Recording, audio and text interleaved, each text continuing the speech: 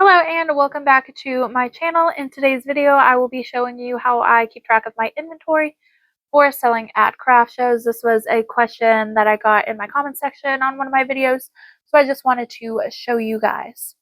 And also how I put on my price tags for my inventory. So, I have this sheet. Let me flip to a blank page that I created in Canva. I will put a link in the description box to a Google Doc that's set up the same way, but I will just go over how I use it, basically. And this is like part of a two-step system. So this is it all filled out. This first column here is product. I'll probably like pop it up on the screen so you guys can see it and not reverse. But that's where I put the name of my product. I have very basic names for my products, just like Pink Octo or Blue Octo, things like that. I know some people give their stuff like fancy names, like TL Yarn Crafts has like the Garden Shawl. I don't do that because I won't know what I'm talking about later. But use that section however you feel best. If you can remember the frilly names, use those. The second column is the quantity I have for each item. On this sheet, I will break things down by color, so it won't just say like scrunchies and then the full amount. It'll say like blue scrunchies and then however many I have on those.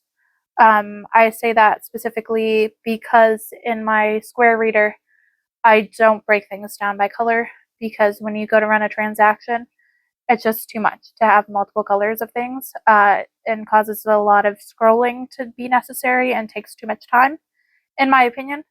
And I will be showing you in another video how I use my Square app as well.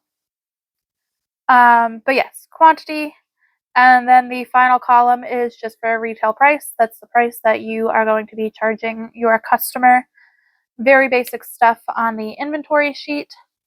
And I typically bring this inventory sheet with me, so if my Square Reader goes down for whatever reason, never had it happen, I know what I have and can like keep track of my sales that way.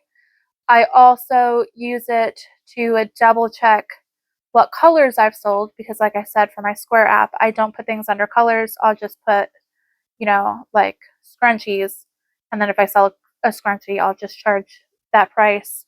But then I can refer back to this sheet. I've got my scrunchies listed by color. And then at the end of my event, I can basically balance my leftover inventory with my inventory list. And if I see that I have 2 blue scrunchies missing and I have 2 sales for scrunchies in my Square app, I will know that I've sold blue ones. And then for the next market, I know to A, either just restock or B, make extra because apparently customers are really loving that color right now.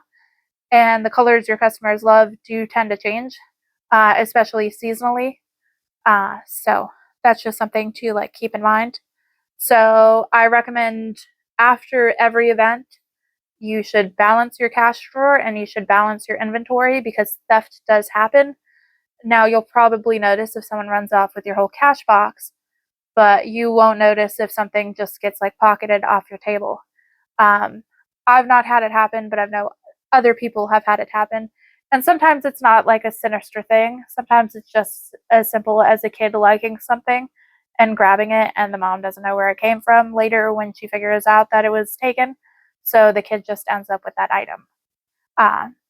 But always check your inventory after, and you have this nice handy list to do so. You could probably, if you want to use colors or not even care about colors, just track it in your Square Reader app.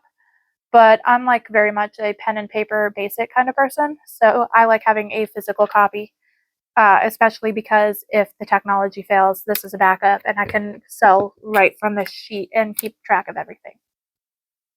And then how I do my price tags is very simple. I will insert a clip of that now and voice it over. Basically, I just take the tag out of the package, write the price on the tag, I have decent handwriting, so I don't think it's a problem to do that. And then slip it right on the product. Now, if you have kind of messy handwriting that's difficult to read, maybe consider having someone else write your tags or using a different method. Or if you're selling super high-end looking things, like if you're someone who does clothing, maybe consider doing branded tags. I sell a lot of cheap things for kids, so I don't feel like my little craft tags take away from like the perceived value of my merchandise. So it fits for my business, but this might not fit for everyone. But I will also leave links to those tags in the description box as well. And I think that's it for this video. If you guys have any questions, go ahead and leave them in the comment box, and I will get back to you guys and answer any questions if I have the answers. I definitely don't claim to know everything, but I'll do my best. And if you're looking for any quick market makes, check out this video right here. And if you want to specifically make my cute little mushroom pattern, you could click this video right here. And I will see you guys in the next one. Bye.